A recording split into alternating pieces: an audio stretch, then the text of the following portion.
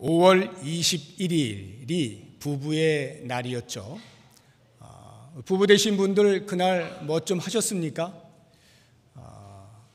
부부의 날, 쑥스럽죠? 아무것도 안 하신 분들은. 왜 5월 21일이 부부의 날인가? 저는 개인적으로 어린이날보다 부부의 날이 더 중요하다고 생각하는 사람인데요. 그래서 할 수만 있다면 부부의 날도 공휴일이 되어서 부부가 조촐하게나마 단둘이 어디론가 여행을 떠나서 부부임을 확인하는 그러한 시간들을 가졌으면 좋겠다는 생각이 듭니다. 21일로 결정을 한 것은 제가 소문에 듣기로는 둘이 하나다라고 해서 21일 이렇게 정한 것으로 알고 있습니다. 대단히 성경적 아이디어를 가지고 날짜를 정한 것 같습니다. 저도 21일에 무언가 아내를 위해서 해야 할 텐데 마음은 굳게 먹었으나 여러 가지 상황이 여의치가 못해서 별일은 없었고요. 다만 같이 앉아서 TV를 보았습니다. TV를 봤는데 제가 처음 보는 프로그램이었는데 토크쇼였습니다. 이승연의 백인 이런 건데요. 하여튼 이승연 씨가 사회를 보면서 이끌어가는 여성들 토크쇼입니다. 제가 처음 봤는데 그 21일 날 부부의 날을 기념해서인지 금기를 깨고 남자들을 초청했습니다. 남자 50명, 여자 50명, 부부 50쌍을 초청을 한 겁니다. 대략적으로 볼 때 약 결혼한 지 5년 미만의 신혼 부부들로 구성이 되어 있었습니다. 쭉 진행을 해 나가는 것을 보면서 불과 5년 정도밖에 안 된, 이제 갓 결혼한 사람들도 있고 지금 임신하여서 나오신 분들도 계시고 여러 가지 이렇게 이제 막 신혼의 삶을 사시는 분들인데 톡톡톡 이야기가 시작이 되니까 이 마음에 쌓여 있는 분노, 화, 불만 이것이 쏟아져 나오는데요.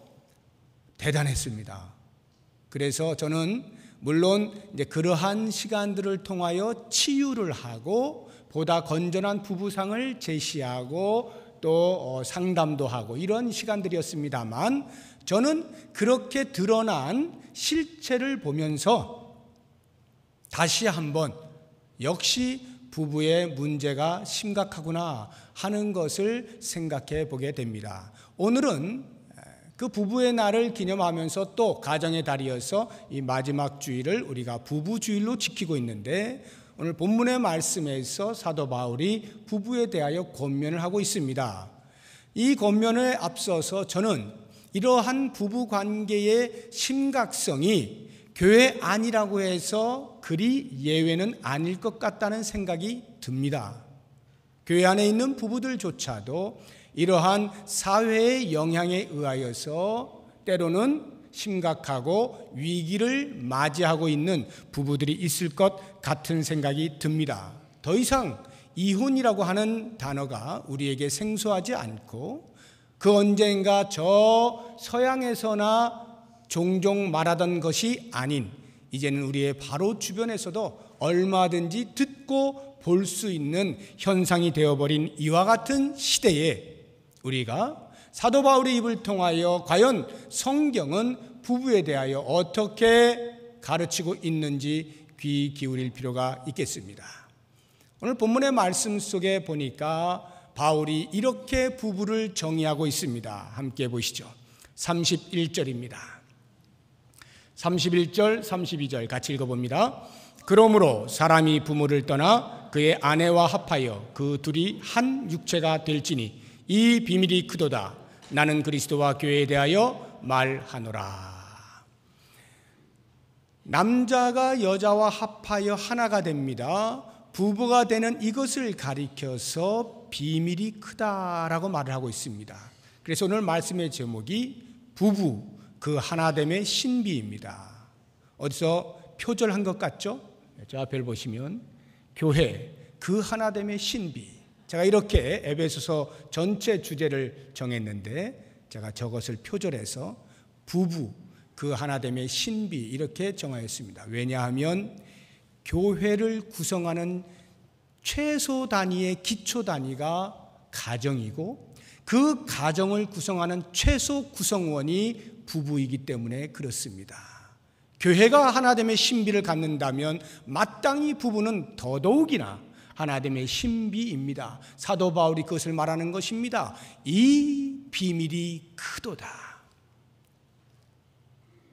자, 이 부부 각각의 사람들에게, 아내와 남편들에게 권면하기에 앞서 저는 먼저 부부가 왜 하나인가 라고 하는 부분에 대해서 먼저 말씀을 드리고자 합니다.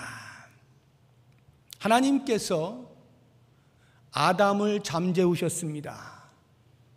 홀로 있는 것이 좋아 보이지 아니하여서 잠든 사이에 갈비뼈 하나를 취하셨습니다. 여자를 만들었습니다. 이름은 하와입니다.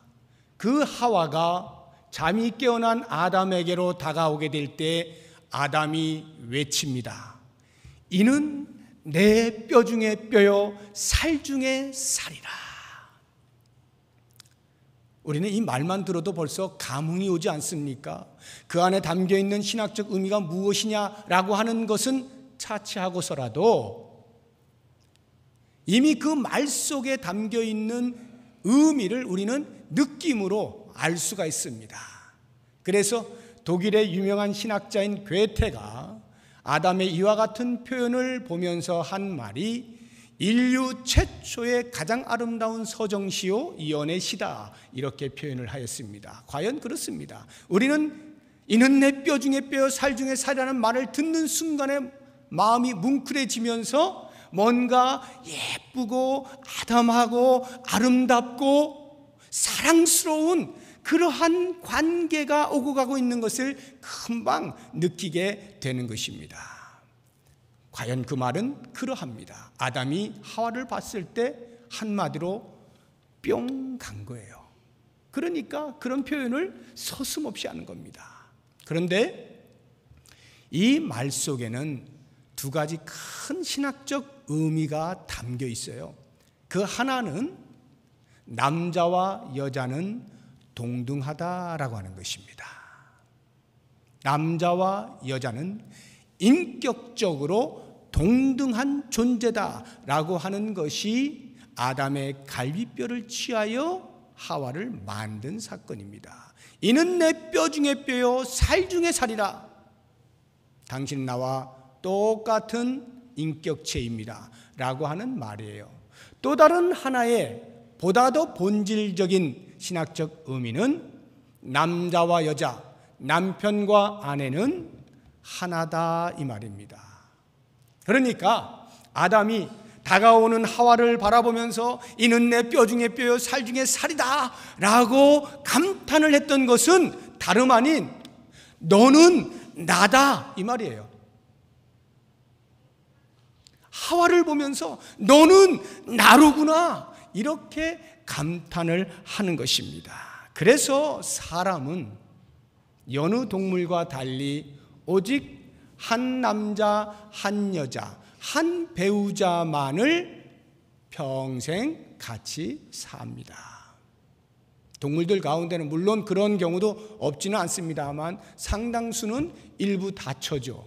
또는 교미의 기간이 끝나고 나면 서로 남몰라라 그냥 따로따로 살지 않습니까?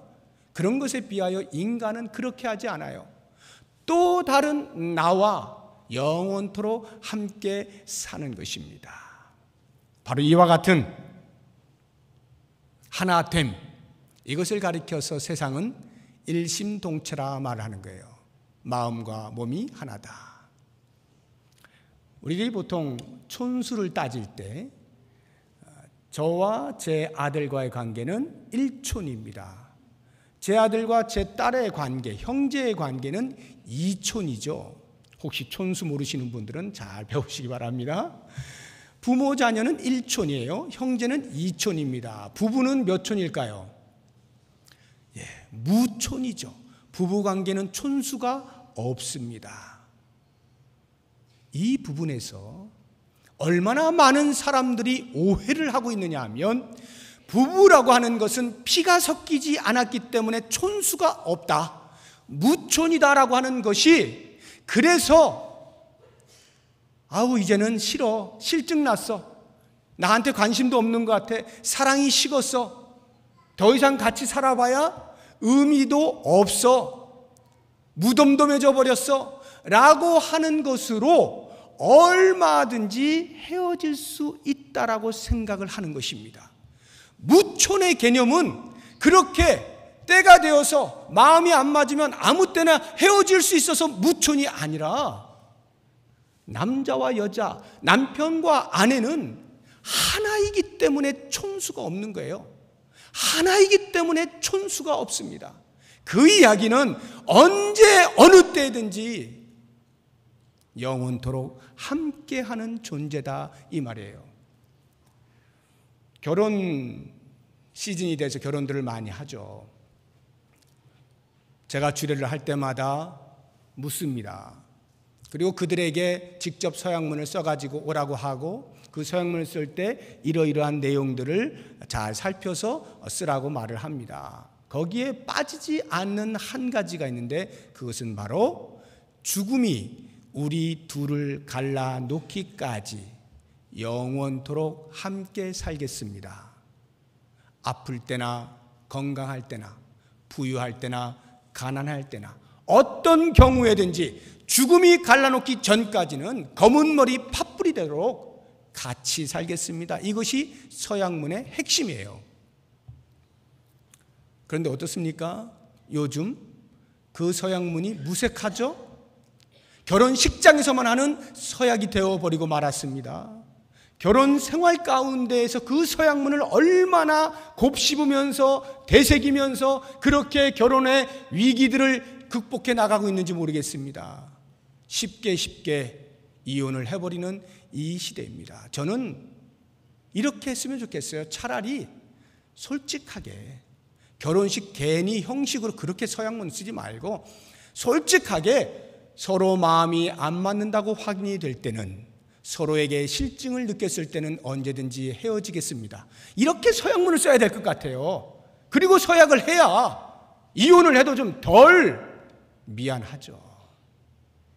실컷 검은 머리 팥불이 되도록 서약해놓고 쉽게 이혼을 하고 있는 이와 같은 오늘날의 행태 속에서 우리들이 과연 어떻게 해야 할 것이냐, 이 하나됨의 비밀, 이 하나됨의 신비, 이것에 대해서 우리가 먼저 깊이 인식하고 이제 각각 남편들과 아내들에게 주는 성경의 가르침을 들어보도록 하겠습니다.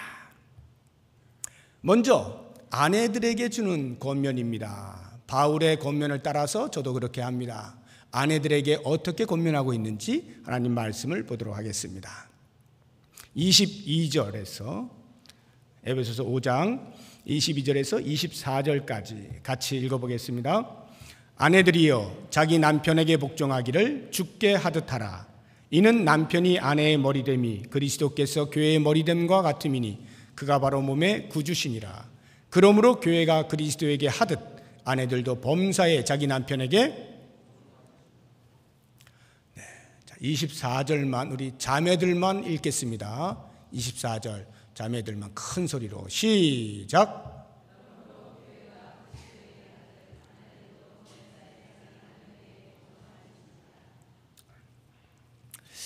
한 3분의 1도 안 읽으시는 것 같은데, 읽기 싫다는 거죠 지금. 요 말이 지금 나에게는 해당이 안 된다, 이런 생각을 가지시는 것 같은데, 한번 하나님 말씀이 어떻게 전개가 되는지 한번 들어보죠.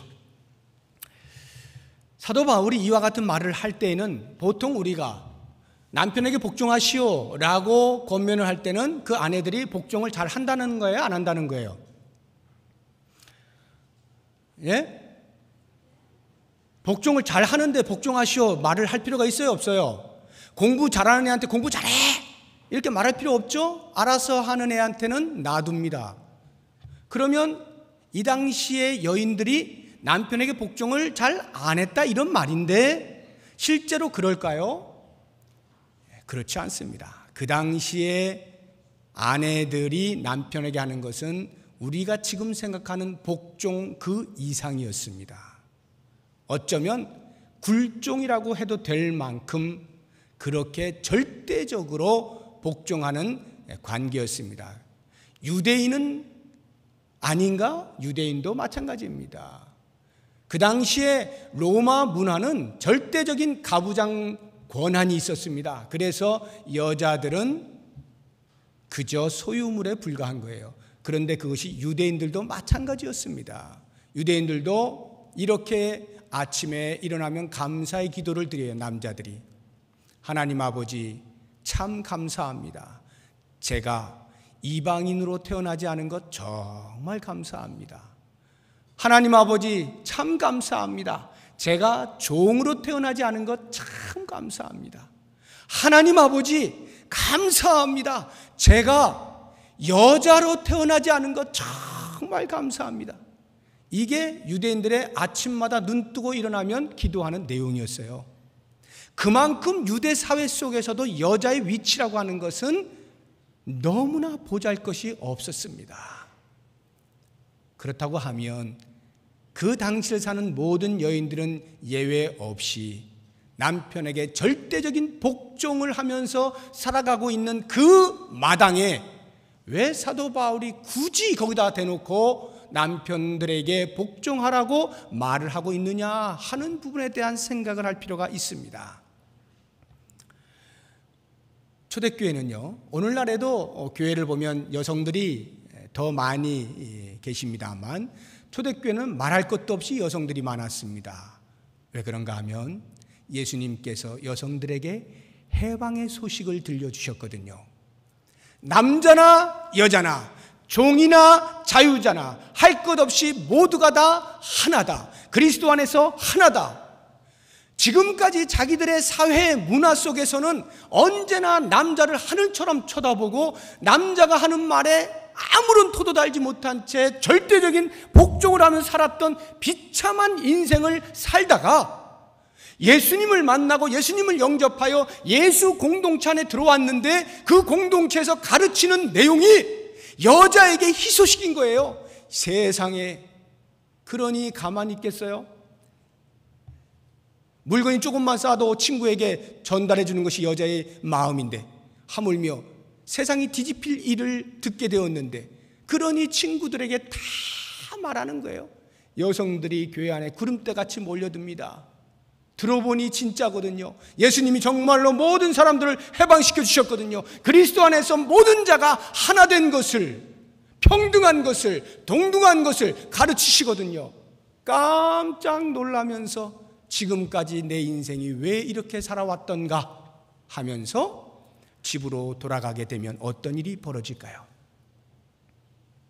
교회에서는, 예수 공동체에서는 신나게 가슴이 뻥 뚫리는 소리를 듣고 기뻐하며 찬송하고 놀랍게 교제하고 집에 갔는데 집에서는 하나도 바뀐 게 없는 거예요. 똑같아요. 똑같이 구박맞고 말 한마디 못하고 그렇게 되니까 어떻게 되겠어요? 교회에서의 가르침이 점점 귀에 들어오면 들어올수록 이제는 서서히 집에 가서도 한마디 두마디 하게 되는 겁니다. 남편이요 들으시오. 내가 교회 갔더니 이런 얘기 합시다. 잘 들어보시오. 나도 사람이랍니다. 왜 나를 이렇게 짐승 취급합니까? 하면서 한두 마디 이렇게 하다가 보니 어찌 돼요? 부부싸움이 일어나는 거죠.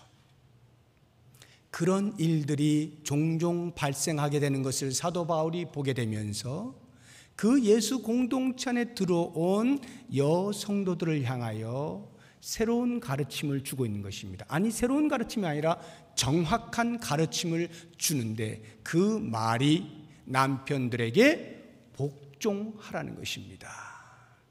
자, 이 말을 듣게 되었을 때에 그들의 마음이 어땠을까 하는 것을 생각해 보시기 바랍니다. 분명히 교회에서 예수님의 가르침을 들었을 때에는 남자 여자가 평등하다라고 들었는데, 동등하다 들었는데 왜 또 복종하라고 할까라고 할 때에 이 평등이라고 하는 것, 우리가 남녀가 평등하다라고 하는 것은요, 가치가 평등하다는 것입니다. 가치 면에서 하나님의 형상대로 지음받은 가치, 존재의 가치가 평등하다는 것이에요.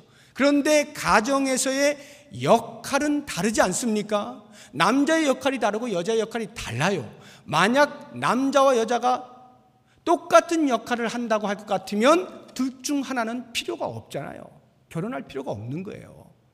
역할이 다르기 때문에 그 각각의 역할을 가지고 서로의 부족 부분을 보완해 주면서 완성을 이루어가는 것이 부부 아니겠습니까? 그런 차원에서 역할의 차이는 있는 것인데, 이 평등이라고 하는 말을 지금까지 억눌려 온 그 역할의 불균형, 그 부분에 대하여 반발을 하게 되면서, 표출을 하면서 역할도 똑같아야 된다라고 착각을 하는 일이 생겨났기 때문에 바울은 그 부분을 바로 잡게 된 것입니다. 자, 이 역할이라고 하는 말은 두 사람 이상 모인 관계 속에서는 반드시 있게 마련입니다. 이 역할들을 바르게 할 수 있도록 도와주는 것이 질서라고 하는 것입니다. 질서. 그래서 가정에 질서가 있는 거예요. 그러면 이 질서라고 하는 말 속에는 기본적으로 담겨 있는 의미가 있죠. 권위라고 하는 것입니다. 질서가 있으려면 권위가 분명히 부여가 되어야 하는 것입니다. 그래서 하나님께서 남편에게 머리로, 가정의 머리로 권위를 부여해 주신 겁니다. 그런데 만약에 평등이라고 하는 말 때문에 그 권위를 무시하게 되면 질서가 무너지죠. 질서가 무너지면 관계가 깨집니다. 국가에 권위가 있죠. 성경은 국가에 권위를 줍니다. 만약 백성된 자들이 정부의 권위에 대하여 무시하게 되면 그 나라는, 그 사회는 질서가 무너지게 되어 있습니다. 질서가 붕괴하면서 각 백성들은 서로에 대하여서 관계가 뒤틀리게 됩니다. 나라에 대혼란이 오게 되는 것입니다. 요즘 교권이 흔들리고 있습니다. 얼마 전 뉴스를 보았는데 깜짝 놀랐습니다. 중학생이 선생님을 무릎을 꿇혔어요. 교권이 무시돼도 이만저만 무시된 게 아닙니다. 이렇게 교사의 권위가 무너지게 되면 더 이상 가르침과 배움 사이에 존재하는 질서가 없어지게 됩니다. 질서가 파괴되면 관계가 깨지면서 더 이상 인류의 발전은 기대할 수가 없게 되는 것입니다. 부모와 자녀의 관계에서도 하나님께서는 부모에게 권위를 주시고 질서를 세우셨습니다. 종과 상전의 관계에서도 상전에게 권위를 주시고 질서를 갖게 하신 것입니다. 그러므로 권위가 무시되어지면, 권위가 인정받지 못하면 질서가 무너지고 모든 관계는 다 엉망이 되고 마는 것입니다. 나는 권위를 무시한 것으로 인하여서 순간 기쁨이 있을 수가 있습니다. 야, 내가 이 권위를 무시했어. 우쭐해질 수 있지만 전체로 보면 자기도 파멸의 길로 가고 있다, 이 말입니다. 그러므로 권위라고 하는 것은 반드시 세워져야 하는 것입니다. 그것을 바울은 복종이라고 하는 단어를 사용하면서 강조를 하고 있는 것입니다. 권위가 어떻게 세워지느냐? 복종을 통해서 세워진다, 이 말입니다. 자녀가 부모에게 순종함을 통하여서 권위가 세워지고, 종이 상전에게 순종함을 통하여 권위가 세워지고, 아내가 남편에게 순종함을 통하여서 권위가 세워져요. 오늘 이 말씀을 보시게 되면 사도 바울이 5장 18절에서 성령으로 충만함을 받으라 권면을 하고, 성령으로 충만하다는 것은 다름 아닌 우리의 일상의 생활 가운데 관계와 관계 속에서 이런 정상적인 질서를 유지하는 것이다 라고 예를 들어준 것이 부부관계, 부모 자녀관계, 종과 상전의 관계인 것입니다.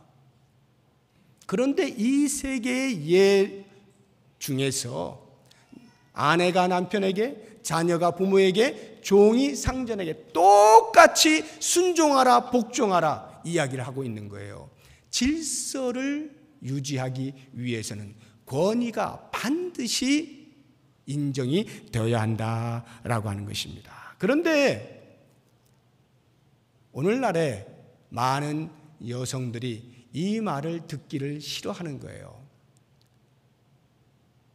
아까 우리가 보았잖아요. 성경 읽으랬는데 잘 안 읽잖아요. 싫은 거예요. 왜 복종해? 내가 지금까지 내가 쌓아온 이게 있는데 하루아침 무너뜨릴 수 없지. 내가 지금 남편에 대하여서 기득권을 지금 가지고 있는데, 혹시 이런 생각 하십니까? 잘 생각해 보십시오. 왜 싫어하게 되느냐 하면, 저는 그 부분이 여러분들이 잘못했다고 생각지는 않습니다. 역사가 그렇게 만든 거예요. 오랜 역사 속에서 남자들이 정말 잘못했어요.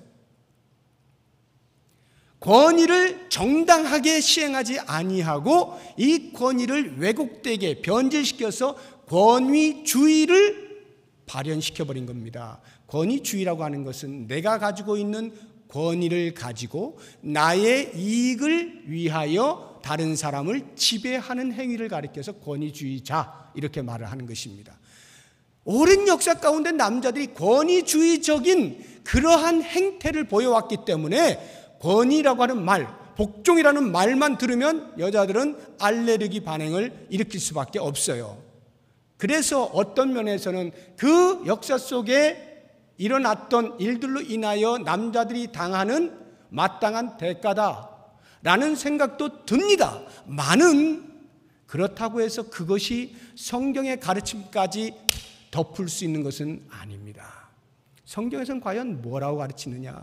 남편들에게 복종하라. 복종을 통하여 남편에게 주어진 권위를 인정하라. 그것이 가정을 살리는 것이다 라고 이야기를 하고 있는 것입니다. 그런 면에서 사랑하는 아내된 여러분,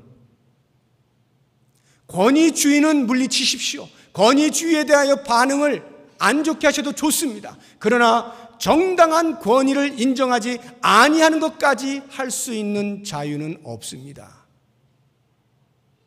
그런 면에서 아내된 자들이 남편에게 하는 복종이라고 하는 것은 그 정당한 권위에 대하여 자발적으로 복종하는 거예요. 사도 바울이 그 당시에 초대교회 여성도들에게 말한 복종이란 바로 그것입니다. 그래서 교회가 그리스도에게 하듯 복종하라 설명을 하는 거예요.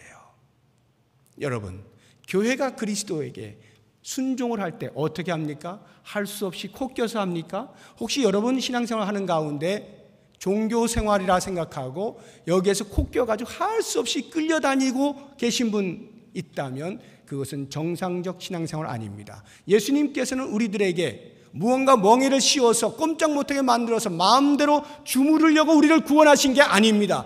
우리가 죄에 얽매여 있을 때, 노예로 살 때, 멍에를 쥐고 있을 때 그것으로부터 해방시켜 주시기 위해서 예수님이 구원해 주신 거거든요. 그러니까 예수 그리스도는 우리의 참 구원주이시고 우리의 인생의 주인이시고 우리의 왕으로 우리의 찬양을 받으시기에 합당한 분이거든요. 그렇다면 그분이 우리에게 무언가를 요청하실 때 그것은 당연히 우리에게 유익한 것을 요청하실 것이 분명하니 우리가 그분 앞에 순종할 때에는 당연히 자발적으로 순종하는 것입니다. 자발적 복종이에요. 마음의 기꺼움으로, 즐거움으로, 감사와 감격으로 그렇게 순종하는 거죠. 사도 바울이 말합니다. 교회가 그리스도에게 그렇게 하는 것처럼 아내된 자들이요 남편의 권위에 대하여 그렇게 자발적으로 순종하십시오. 복종하십시오. 이렇게 이야기를 하고 있는 것입니다. 아마 그렇게 자발적인 순종에 대하여 해보지 않은 분이라면 오늘 말씀을 드려도 그거 어떻게 하는 거야? 생각이 들지 모르겠습니다. 습관이 안 돼 있으면 좀처럼 안 됩니다. 늘 남편에게 큰 소리 쳐버릇하신 아내된 분들 고치셔야 됩니다. 고치셔야 돼요. 그래서 복종하는 법을 배우셔야 돼요. 훈련하셔야 돼요. 내 습관이 바뀔 때까지 계속해서 그 권위를 인정하는 말투와 표정으로 바꾸셔야 돼요. 만약 여러분들이 그렇게 하지 아니하고 조금 무능하다라고 해서, 자기가 볼 때에 남편이 무능해 보여서 무능하다라고 해서, 내 마음대로 시원하게 뭘 안 해준다고 해서, 내 마음에 딱 맞아떨어지지 않는다라고 해서 만약 무시한다면, 그것은 남편을 무시하는 것이 아니라 남편에게 머리에 권위를 주신 하나님을 무시하는 것임을 잊지 마십시오. 그것이 바로 교회가 그리스도에게 하듯 아내된 자들은 남편에게 하라는 것입니다. 이제 여러분 집에 가셔서 곰곰이 묵상을 하세요. 이 묵상은 남자들이 할 일이 아닙니다. 남자들은 다른 거 할 게 있어요. 우리 아내된 자들이 묵상하는 거예요. 아내된 자들이 내가 지금까지 어떻게 남편을 대했는가 라고 하는 것을 곰곰이 생각하면서 천천히라도 하나씩 조금씩 고쳐나가시면서 진정한 창조의 질서, 하나님께서 남자에게 권위를 주신 그 머리됨에 대한 인정을 해나가시면서 참된 행복을 누릴 수 있는 귀한 아내들 되시기를 주의 이름으로 축복합니다. 네, 이 아멘 소리가 지금 남자만 하고 있잖아요. 이거 지금 누가 해야 됩니까? 아내들이 해야 돼요. 아내들이. 제가 아내들에게 묻겠습니다. 큰 소리로 대답을 해주시면 대단히 감사하겠습니다. 앞으로 남편 된 자를 하나님께서 주신 머리됨의 권위로 인정하고 순종하시겠습니까? 감사합니다. 우리 교회는 희망이 있습니다. 꼭 그렇게 하시기 바랍니다. 너무 억울해하지 마십시오. 그 다음 남자들에게 할 말이 또 있으니까. 우리 남자된 분들은요, 집에 가셔서 들었지? 목사님이 하는 말 들었지? 이러고 여자들이 묵상해야 될 것을 자기가 막 묵상하면서 아내에게 그거 기억 안 나? 그거! 이러시면 안 돼요. 그건 여자 몫이라 그랬습니다. 분명히. 남자들이 묵상해야 될 것 지금부터 말씀을 드립니다. 보십시오. 이렇게 하나님께서 모든 남자들에게, 남편 된 자들에게 권위를 주셨어요. 가정의 머리 된 권위를 주셨어요. 그런데 이 권위가 어떤 권위냐라고 하는 것을 오늘 바울의 가르침을 통해 들어보겠습니다. 25절입니다. 25절부터 좀 깁니다만 30절까지 우리 안 읽었으니까 또 읽어봐야죠. 자, 같이 읽어봅니다. 남편들아, 아내 사랑하기를 그리스도께서 교회를 사랑하시고 그 교회를 위하여 자신을 주심같이 하라. 이는 곧 물로 씻어 말씀으로 깨끗하게 하사 거룩하게 하시고 자기 앞에 영광스러운 교회로 세우사 티나 주름 잡힌 것이나 이런 것들이 없이 거룩하고 흠이 없게 하려 하심이라. 이와 같이 남편들도 자기 아내 사랑하기를 자기 자신과 같이 할지니 자기 아내를 사랑하는 자는 자기를 사랑하는 것이라. 누구든지 언제나 자기 육체를 미워하지 않고 오직 양육하여 보호하기를 그리스도께서 교회에게 함과 같이 하나니 우리는 그 몸의 지체임이라. 아멘. 이제 하나님께서 모든 남자에게 주신 권위에 대한 이해를 할 필요가 있습니다. 분명히 머리된 권위를 주셨습니다. 그러나 그 권위를 사용할 때에 어떠한 모습으로 나타나야 되느냐? 결코 지배하는 권위로 나타나서는 안 됩니다. 억압하는 권위로 나타나서는 안 됩니다. 그 권위는 사랑에 기반한 권위입니다. 사랑을 얼마나 잘 표현할 수 있을까를 위하여 사용하는 권위가 되어야 합니다. 그렇다고 하면 남편들이 아내를 사랑한다라고 하는 사랑함의 동사가 뭐냐? 어떻게 하는 것이 사랑한다는 것인가? 두 가지입니다. 하나는 25절에 남편들아 아내 사랑하기를 그리스도께서 교회를 사랑하시고 그 교회를 위하여 자신을 주심같이 하라. 예수님께서 당신의 몸을 십자가에 못 박아 우리 모두에게 주셨잖아요. 교회를 위하여 주셨잖아요. 그리스도께 십자가에 죽으시면서 교회가 태어난 것 아닙니까? 그런 것처럼 남편들이 아내에 대하여 자기 자신을 주는 희생을 통하여서 사랑을 표현하라는 거예요. 그것이 진정한 권위라 이런 말이에요. 또 다른 하나, 29절입니다.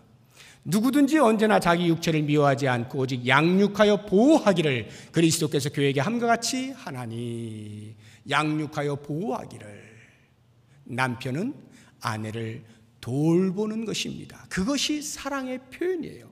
보호해 주는 거예요. 지켜주는 거예요. 그것이 사랑입니다. 이와 같이 사랑에 근거한 권위, 그 권위를 행사하라고 말하고 있는 것입니다. 그런 면에서 이 권위는 지배하는 권위가 아니라 책임의 권위라는 것을 알 수가 있습니다. 하나님은 남자에게 머리됨의 권위를 주심과 동시에 책임을 주신 거예요.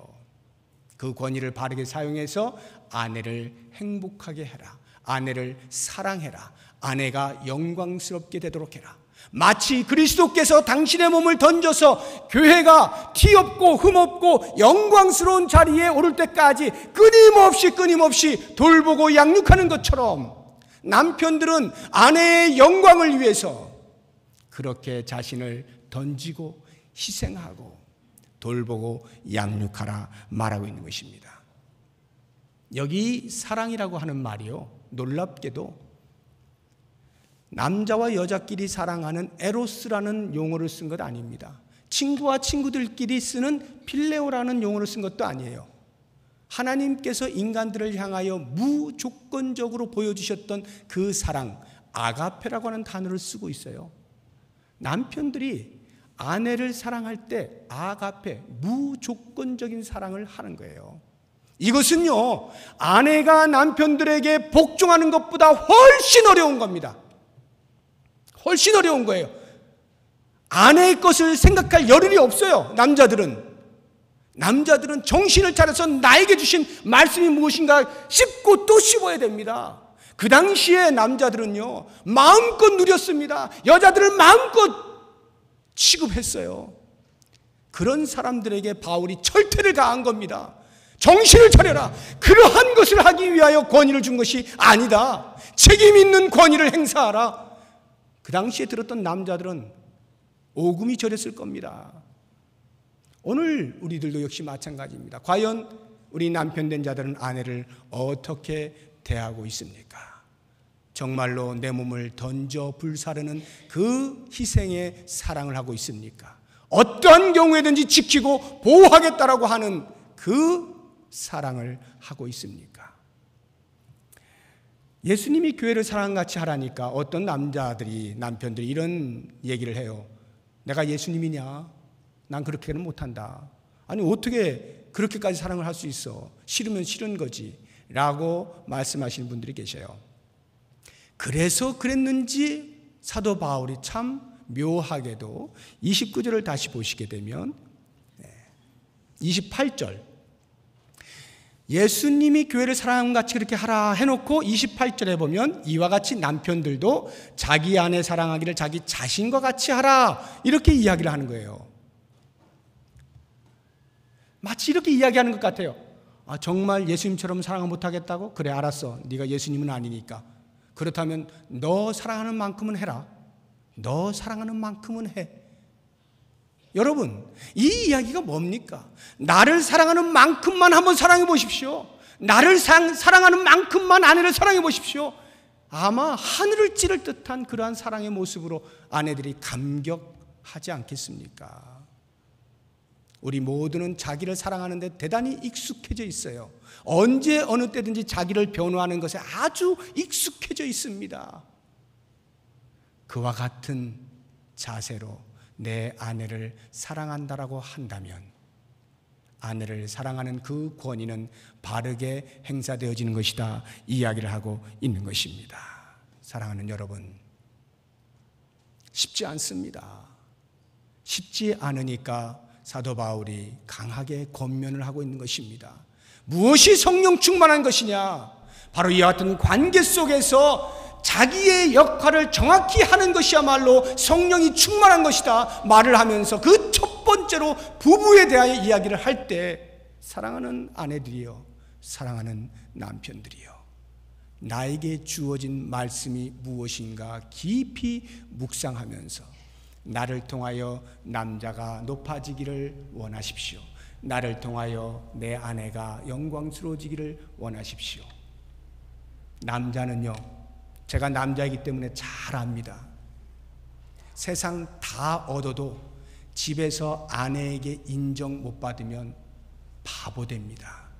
물론 밖에서 나름대로 위치를 따라서 뻔뻔스럽게 합니다만 집에서 인정을 받지 못하는 그 남자의 마음은요, 저 깊은 데서부터 가장 초라한 모습으로 내가 왜 이렇게 사나 그런 생각을 해요. 그런데 세상이 다 몰라주는데 집에서 아내가 인정을 해줘봐요. 세상을 얻은 것보다 더한 기쁨이 있습니다. 그 아내의 기대감 때문에 내가 쉽게 살지 못하는 거예요. 그 기대감에 실망을 시켜주고 싶지 않은 거예요. 열심히 사는 거예요. 이게 남자예요. 그러므로 남자 사람 되게 만드는 것, 여자 손에 달린 것 기억하시고, 윽박질러서 다른 남자하고 비교해서 좋은 남자 만들려고 하지 마시고, 당신은 나의 머리입니다. 우리 가정의 머리예요. 라고 하는 그 권위 하나 인정하고 순종하는 것을 통하여 남자로 하여금 멋진 가장 되게 만드시고, 우리 모든 남편들은 내가 아내를 어떻게 취급하느냐가 곧 그 아내의 얼굴의 표정 속에 나타나는 것 기억하십시오. 여자분들 가운데서 가끔 시무룩한 분들 봅니다. 얼굴에 아무런 기쁨을 맛볼 수 없는 그러한 얼굴들을 가끔 제가 봐요. 그분들은 100이면 100 전부 남편으로부터 사랑을 받지 못한 증거입니다. 정말 아내들의 얼굴에 빛이 나게 하시고 싶으십니까? 그러면 남편 된 분들이요, 사랑하십시오. 온몸을 던져 사랑하는 것이 아내에게 느껴지게 될 때 그 아내는 돈이 별로 없어도 그 사랑으로 얼마든지 버틸 수 있어요. 그런 아름다운 부부관계, 그래서 이 사회에 대하여 위기를 맞이하고 혼란 가운데서 찢어지고 있는 이러한 가정들의 새로운 대안들을 제시하면서 여기에 답이 있다, 그리스도를 소개하고 그리스도를 주인으로 모신 가정 부부의 아름다운 모습을 소개하면서 하나님께 영광 돌리고 우리에게 큰 기쁨과 만족되어지고 우리의 후손들에게도 멋진 가정을 가르칠 수 있는 귀한 복이 우리 모두에게 있기를 주의 이름으로 축복합니다. 기도하겠습니다. 하나님 아버지, 우리가 서로를 바라볼 때 내가 할 일을 잊어버린 채 네가 나에게 해주어야 할 일들만 요구하고 살아오진 아니하였는지 돌아봅니다.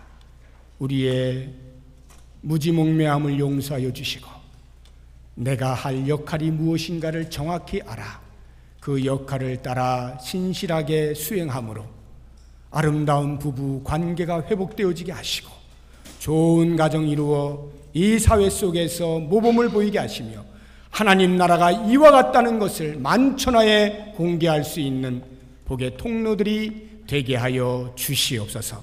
예수 그리스도의 이름으로 기도드립니다. 아멘.